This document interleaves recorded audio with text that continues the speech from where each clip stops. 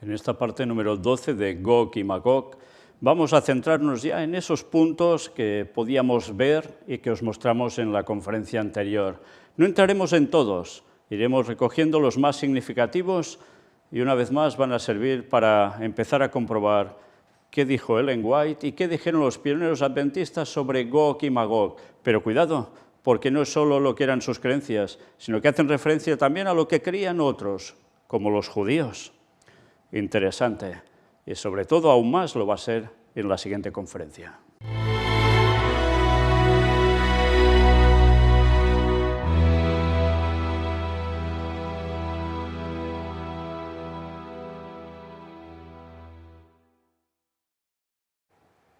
Empezamos mostrando los apartados que vamos a ver más significativos de lo que os estuve mostrando en la anterior conferencia. Fijaos que iremos mirando todo lo que hemos marcado en un recuadro en amarillo, donde habla de Gog y Magog y que, bueno, ya veis que se dice lo mismo en distintos lugares, por tanto solo cogeremos uno de ellos. Empezamos por el punto número 1, una palabra al rebaño pequeño, a la manada pequeña.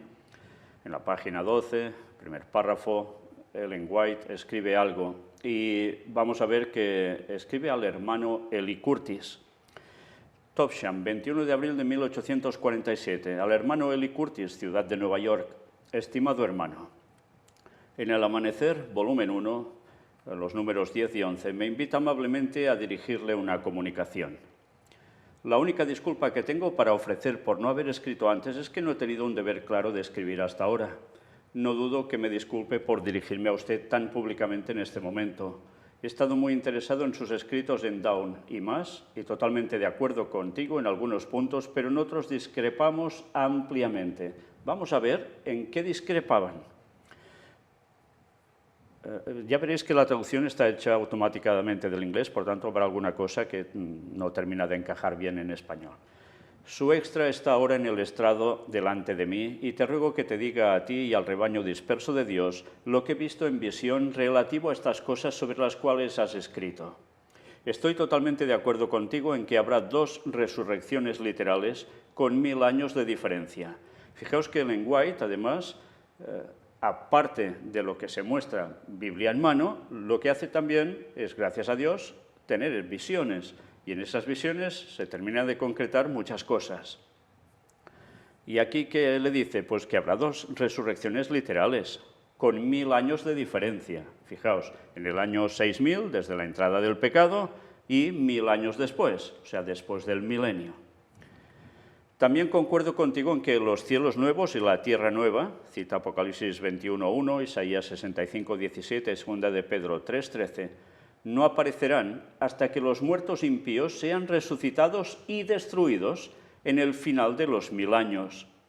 Vi que Satanás fue desatado de su prisión al final de los 1000 años, justo en el momento en que los impíos muertos resucitarían y que Satanás los engañó haciéndoles creer que podían tomar la ciudad santa de los santos, o sea, la Nueva Jerusalén.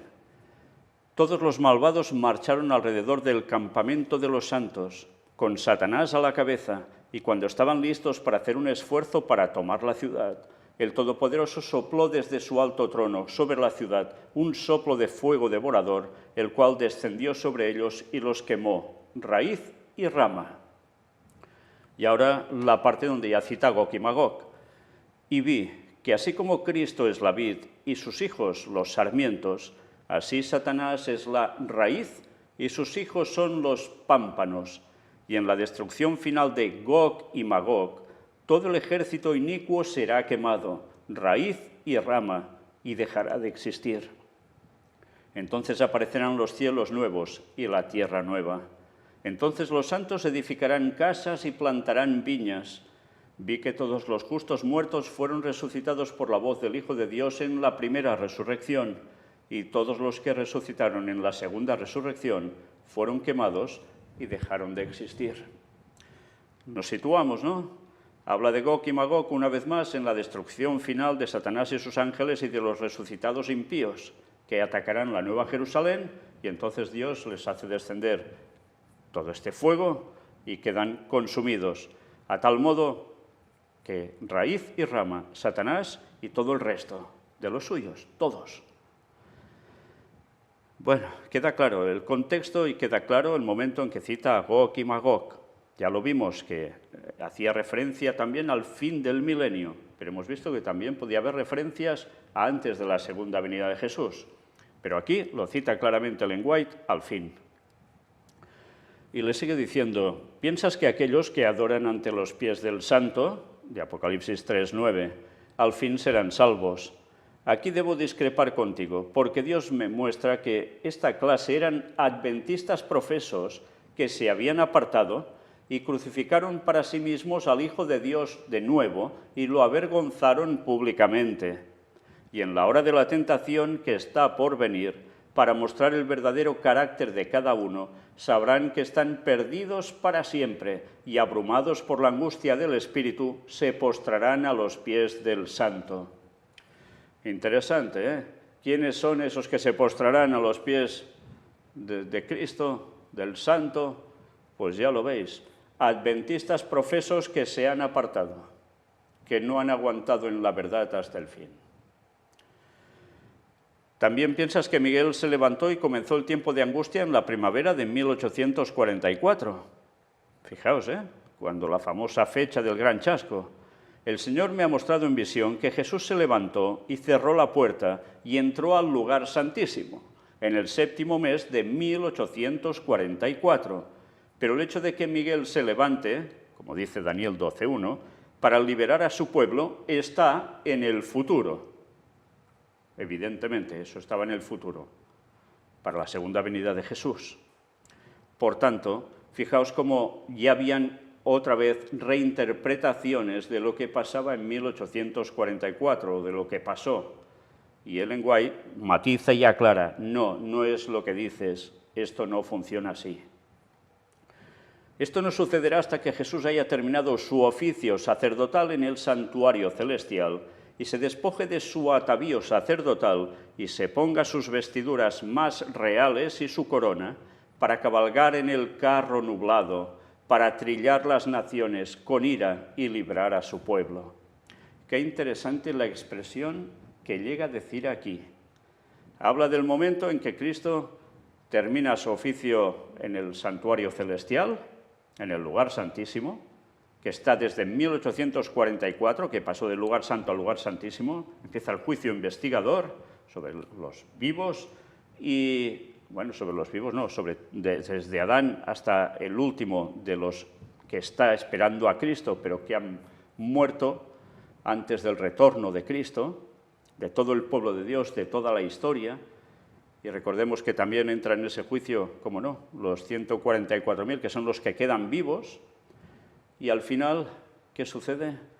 Se cambia sus vestiduras de sumo sacerdote, deja de actuar como en el oficio del santuario celestial, se pone las vestiduras de rey, toma su corona, y es cuando viene para acá a buscar en la resurrección a los salvos de todas las épocas y también a los 144.000 vivos sellados. Pero fijaos la expresión, para cabalgar en el carro nublado. Qué interesante, ¿eh? Aquí no dice solo que viene en una nube, carro nublado. O sea, algo que lo lleva a él y, como no, ya os podéis imaginar, si el cielo queda vacío de ángeles y de todos, ¿qué sucede? Que vienen todos. ¿Os imagináis la inmensidad de lo que está describiendo aquí? Pero él tiene su propio carro nublado. Sí, porque los ángeles también vendrán, en algo también, sí. Esa escena aún no nos la imaginamos, ¿eh? Pero además dice, para trillar las naciones con ira y librar a su pueblo. Evidentemente, para acabar con todo y libra a su pueblo. Los que estarán siendo perseguidos a muerte en esos momentos, los que estarán en calabozos, en martirio. Entonces Jesús tendrá la hoz aguda en su mano, que describe Apocalipsis 14:14. Y entonces los santos clamarán día y noche a Jesús en la nube para que meta su hoz aguda y siegue. Sí, estarán clamando para que por fin sean liberados a Jesús en la nube, en ese carro nublado. en esa nave. Este será el tiempo de la angustia de Jacob, Jeremías 30, del 5 al 8, de la cual los santos serán librados por la voz de Dios. Mirad qué precioso cuando se van poniendo en sintonía todos los textos bíblicos que hacen referencia de lo mismo, en una correlación de cómo acontecerá todo. Es precioso, porque todo queda con una claridad meridiana. Pero aún termina diciendo esto. Creo que el santuario, que será purificado al final de los 2300 días, es el templo de la Nueva Jerusalén, del cual Cristo es ministro. Interesante, ¿eh? El Señor me mostró en visión hace más de un año que el hermano Crozier tenía la luz verdadera sobre la purificación del santuario y que era su voluntad que el hermano C. escribiera la opinión que nos dio en el Day Star Extra del 7 de febrero de 1846, era una publicación. Me siento totalmente autorizada por el Señor para recomendar ese extra a todo santo, o sea, ese número. Ruego que estas líneas sean una bendición para ti y para todos los queridos hijos que puedan leerlas. Firmó Ellen White. Bien, ya veis, el santuario purificado al final de los 2300 días. Una vez más, no era la segunda venida de Jesús, era la purificación del santuario en 1844. Pero de eso ya lo hemos explicado en los estudios bíblicos. Por tanto, ya veis en relación a qué cita aquí Gog y Magog, que es la parte que nos interesa, pero hemos querido poner todo el contexto para que podáis apreciar cómo hace referencia con claridad a todo esto. Seguimos, descendemos hasta el apartado número 5 para ver algo distinto. Es un escrito que aparece aquí, pone Ellen White y sus críticos, página 584, párrafo 3, Francis de Nicol, y habla de Gog y Magog. Vamos a ver qué dice. También está extraído de una palabra al rebaño pequeño, y es el apartado sobre el juicio. Cuando el Hijo del Hombre venga en su gloria, y todos los santos ángeles con él, entonces se sentará en el trono de su gloria, y serán reunidas delante de él todas las naciones, y los apartará los unos de los otros, como el pastor aparta las ovejas de los cabritos, y pondrá las ovejas a su mano derecha y los cabritos a la izquierda. Bien, es el famoso texto bíblico, y mirad cómo lo habla todo aquí. Esta escritura evidentemente señala los eventos más importantes del día del juicio. Ese día durará 1000 años, como dice 2 de Pedro 3, versículos 7 y 8. El evento que introducirá el día del juicio será la venida del Hijo del Hombre para resucitar a los santos durmientes y para cambiar a los que están vivos en ese tiempo, o sea, transformarlos. El segundo evento será cuando el Rey se siente sobre el trono de su gloria. El Rey no se sentará en el trono de su gloria hasta que los que lo han seguido sean resucitados y se sienten con él en los tronos del juicio, tal como dice Mateo 19, 28. Juan vio en visión el tiempo que Cristo y los santos se sentarían en los tronos del juicio, y ha escrito: y vi tronos, y se sentaron sobre ellos, y les fue dado juicio, y vi las almas de los decapitados por causa del testimonio de Jesús y por la palabra de Dios, los que no habían adorado a la bestia ni a su imagen, ni recibieron la marca en sus frentes ni en sus manos, y vivieron y reinaron con Cristo 1000 años. Es el texto de Apocalipsis 24. El tercer evento será la reunión de todas las naciones ante el Rey, en sus lugares separados. Todas las naciones no pueden ser reunidas así hasta el final de los 1000 años, cuando los impíos muertos serán resucitados y reunidos alrededor de la ciudad santa. Los santos estarán entonces en la ciudad y los impíos fuera de ella. Serían unos a la derecha, otros a la izquierda, para que entendamos. Entonces todas las naciones estarán delante de él. ¿Nos damos cuenta cuándo sucede eso? Interesante, ¿eh? Y aquí habla de Gog y Magog. El cuarto evento será el pronunciamiento de la sentencia por parte del Rey. Su sentencia sobre toda la hueste de Gog y Magog será: apartaos de mí, malditos, al fuego eterno preparado para el diablo y sus ángeles. Es el texto de Mateo 25, 41. Si esta no es la sentencia final del juicio sobre los impíos, creo que no la encontraremos en la Biblia.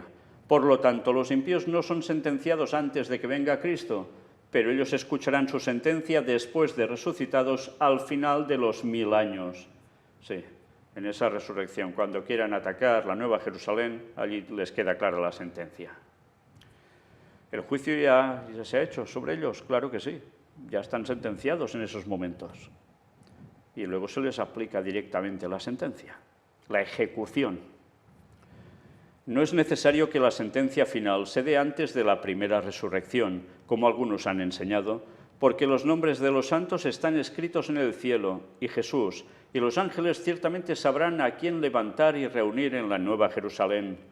El quinto evento será la ejecución de la sentencia firme.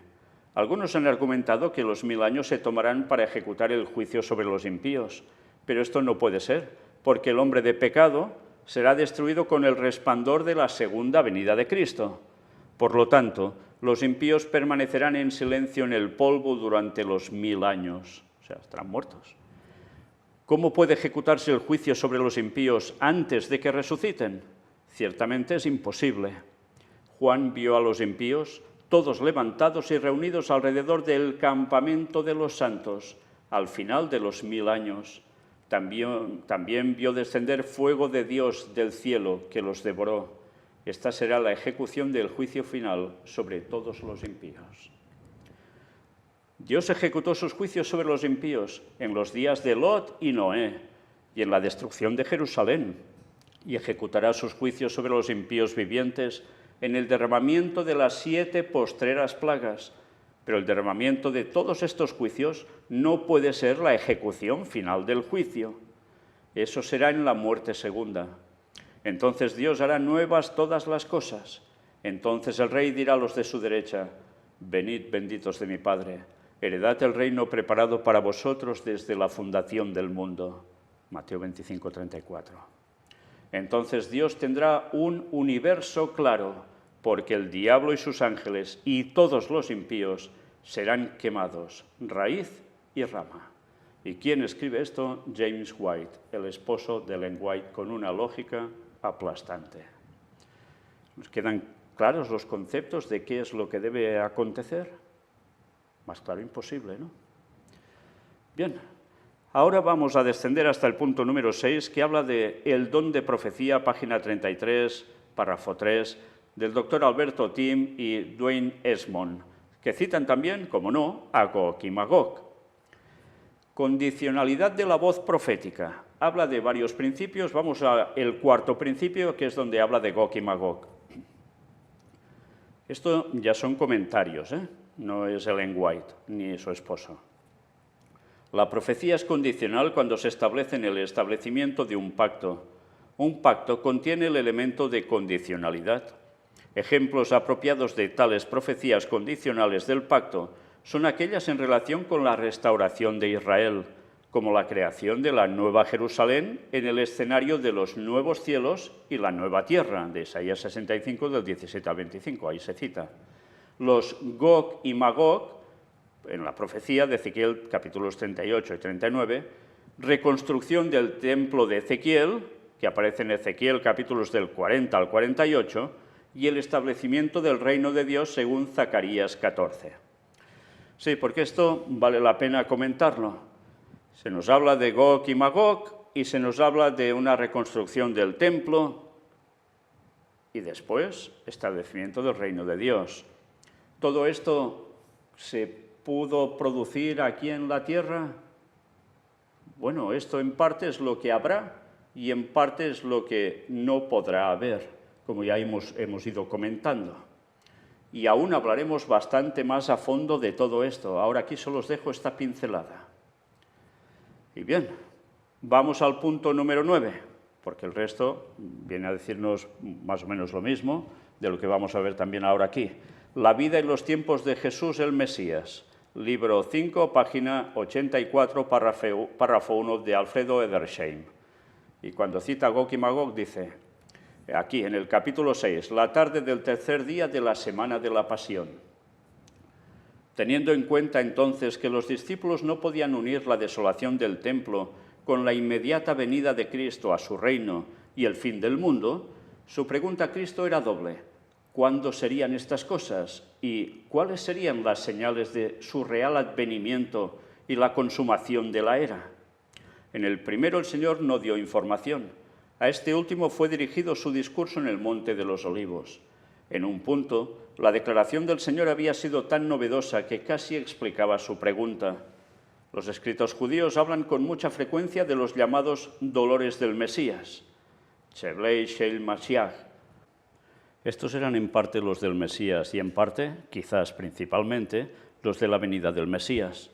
No puede haber ningún propósito en describirlos en detalle, ya que los detalles mencionados varían mucho y las descripciones son muy fantasiosas, pero en general pueden caracterizarse como un periodo de corrupción interna y de angustia externa, especialmente de hambre y guerra, de la cual la tierra de Palestina va a ser el escenario y en la que Israel iba a ser el principal sufridor. Como los avisos rabínicos que poseemos todos datan de después de la destrucción de Jerusalén, es, por supuesto, imposible hacer una afirmación absoluta sobre el punto, pero, de hecho, ninguno de ellos se refiere a la desolación de la ciudad y el templo como una de las señales o dolores del Mesías. Es cierto que voces aisladas proclamaron ese destino del santuario, pero no en relación alguna con el advenimiento triunfal del Mesías. Y si hemos de juzgar por la esperanza abrigada por los fanáticos durante el último sitio de Jerusalén, más bien esperaban una intervención divina, sin duda mesiánica, para salvar la ciudad y el templo, incluso en el último momento. Cuando Cristo, por lo tanto, proclamó la desolación de la casa e incluso la colocó en conexión indirecta con su advenimiento, enseñó lo que debe haber sido igualmente nuevo e inesperado. Este puede ser el lugar más adecuado para explicar la expectativa judía relacionada con el advenimiento del Mesías. Aquí primero tenemos que descartar, como perteneciente a un periodo posterior, la ficción rabínica de dos Mesías. Uno, el primero y reinante, el hijo de David. El otro, el Mesías secundario y guerrero, el hijo de Efraín o de Manasés. La referencia talmúdica más antigua a este segundo Mesías data del siglo III de nuestra era y contiene las extrañas y casi blasfemas notas de que la profecía de Zacarías, en cuanto al luto por aquel a quien habían traspasado, se refería al Mesías, el hijo de José, que sería muerto en la guerra de Gog y Magog, y que al verla el Mesías, hijo de David, pidió vida a Dios, quien se la dio, como está escrito en el Salmo 2. Pídeme y te daré, sobre lo cual Dios informó al Mesías que su padre David ya había pedido y obtenido esto para él, según el Salmo 21:4.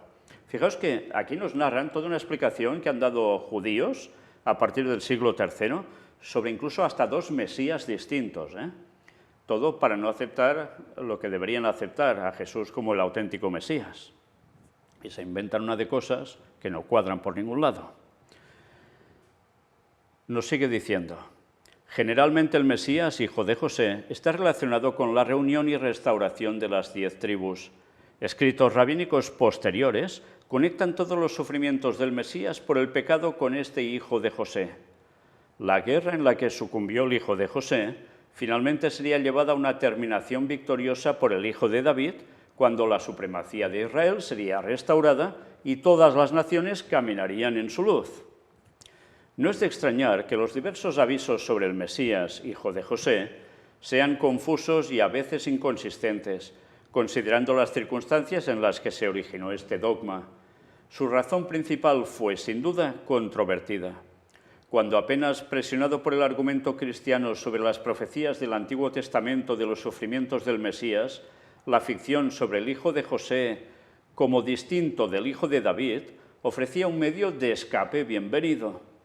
Además, cuando en la rebelión judía, bajo el falso Mesías Bar Kokhba, el hijo de una estrella, este último sucumbió a los romanos y fue asesinado, la sinagoga consideró necesario reavivar la esperanza de Israel, que había sido apagada en sangre por la imagen de dos Mesías, de los cuales el primero caería en la guerra, mientras que el segundo, el hijo de David, llevaría la contienda a un resultado triunfal.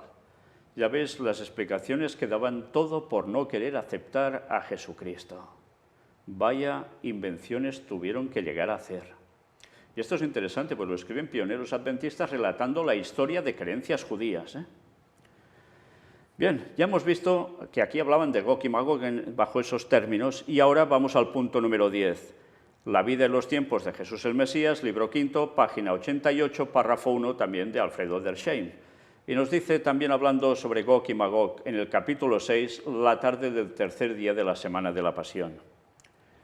Ahora hemos llegado al periodo de la era venidera, el Atid Labo o Saeculum Futurum. Toda la resistencia a Dios se concentraría en la gran guerra de Gog y Magog, y con ella se juntará el predominio de toda la maldad, y terribles serían los estrechos de Israel. 3 veces buscaría el enemigo asaltar la ciudad santa, pero cada vez sería repelido el asalto, al final con la destrucción completa del enemigo. La ciudad sagrada sería ahora totalmente reconstruida y habitada, pero, ¡oh, qué diferente de la de antaño! Sus límites sabáticos estarían sembrados de perlas y gemas preciosas. La ciudad misma se elevaría a una altura de unas 9 millas, no con una aplicación realista de Isaías 49:20. Llegaría hasta el trono de Dios, mientras que se extendería desde Jope hasta las puertas de Damasco, porque Jerusalén había de ser la morada de Israel y el lugar de descanso de todas las naciones. Pero más glorioso sería en Jerusalén el nuevo templo que el Mesías había de erigir, y al cual habrían de restaurarse aquellas 5 cosas que habían faltado en el antiguo santuario: el candelabro de oro, el arca y el fuego celestial sobre el altar, el Espíritu Santo y los querubines.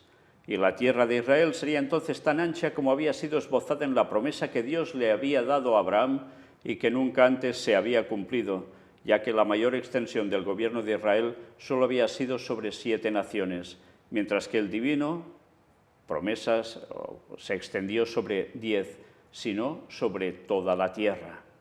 Bien, ya veis cómo todo esto eran explicaciones que se daban, y siempre en ese contexto, recordemos, Gog y Magog. Y aquí nos habla de esto, que solo había sobre 7 naciones el gobierno de Israel, y si no se extendería sobre 10, sino sobre toda la tierra. Y ahora, mirad, vamos a aclarar un poco este concepto. En el punto 12, la vida de los tiempos de Jesús el Mesías, apéndice, página 9, párrafo 1, también de Alfredo Edersheim, como no. Y nos dice esto, sobre la vida y la época de Jesús el Mesías. Apéndice 2, Filón de Alejandría y la teología rabínica. Luego estaba gematría, mediante la cual cada letra de una palabra se resolvía en su equivalente aritmético. O sea, cada letra tiene una puntuación, para que recordemos cómo funciona el alfabeto hebreo. No tienen números, era así. Así, las 2 palabras Gog y Magog es igual a 70, que era el supuesto número de todas las naciones paganas. Qué interesante, la gematría, que lo hemos utilizado para Vicarius Filii, que da 666, y no solo eso es en latín, ni en griego, también se puede hacer en hebreo, porque ninguno de estos idiomas tenía números, las letras tenían equiparación numérica. Y mira por dónde Gog y Magog da 70, que era el supuesto número de todas las naciones paganas. ¿Y qué sucede con ellas? Ya sabéis, son destruidas. Todo lo que no es pueblo de Dios, al fin del tiempo, queda destruido. Por tanto, mirad cómo hay explicaciones que se van dando de distintas épocas. También los pioneros adventistas escriben sobre lo que creían judíos y, eso sí, da también una explicación sumamente interesante, en este caso sobre la gematría. Las profecías, tal como ellos las aplicaban, no podían terminar de cuadrar, pero lógicamente, cuando hemos entendido ya qué sucede al fin de los tiempos con Gog y Magog, lógicamente es que las naciones paganas son destruidas. Y ya una vez más repetimos, después del milenio, evidentemente sí, hace referencia al mundo entero, pero también hace referencia, y lo iremos viendo aún más, que antes de la segunda venida de Cristo hay una aplicación para Gog y Magog. Si hemos visto, pues no va a ser suficiente, aún veremos más. Nosotros hemos terminado aquí, en este punto. Iremos mostrando más puntos al respecto y os advierto que los siguientes que os vamos a mostrar yo sé que especialmente a nuestro hermano Ángel, que ha estado presentando varias cosas sobre lo que vamos a ver precisamente en la siguiente conferencia, se va a quedar bastante perplejo. Y todos, si habéis visto las predicaciones que gracias a Dios pudo presentar sobre el tema de Elías, y más lo que presentó un servidor, lo que ha presentado nuestro hermano Javi, Fanny, etcétera, etcétera, vais a ver cómo realmente nos vamos a quedar más que sorprendidos. Elías en relación con Gog y Magog, pues eso veremos próximamente. Desde luego, no va a tener desperdicio. Maranata 2031. Dios os bendiga.